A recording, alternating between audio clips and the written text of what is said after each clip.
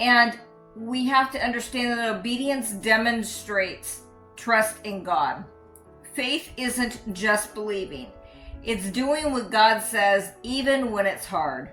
I'm pretty sure that Noah thought that God was nuts, that this precipitation was going to rain down from the sky.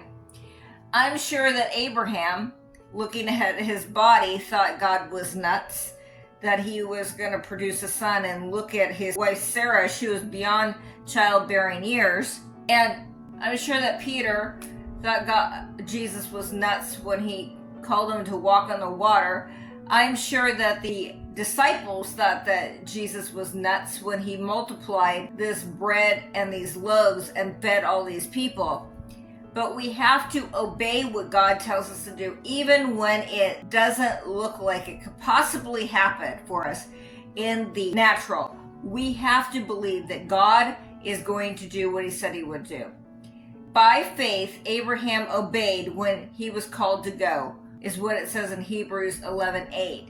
God called Abraham to go to a different place, but didn't tell him where he was going. So Abraham had to believe God and obey. We have to obey God even when we don't know how things are going to work. In our minds, in our infinite wisdom as human beings, we always want to be able to see the big picture. We want to see how all the dots are connected. But the thing is that obedience is about faith, believing that God is going to do what he said he was going to do. And it is about obeying what God tells you to do. Having the faith and obeying God's commands equals a miracle. But you're not going to get the miracle unless you believe and you act on that belief. But a lot of times we think that our faith alone is going to produce the miracle. Our faith alone is not going to produce the miracle. Our faith plus listening to the Holy Spirit and doing what the Holy Spirit tells us to do, that's when the miracle happens. That's when the breakthrough happens. That's when the turnaround happens.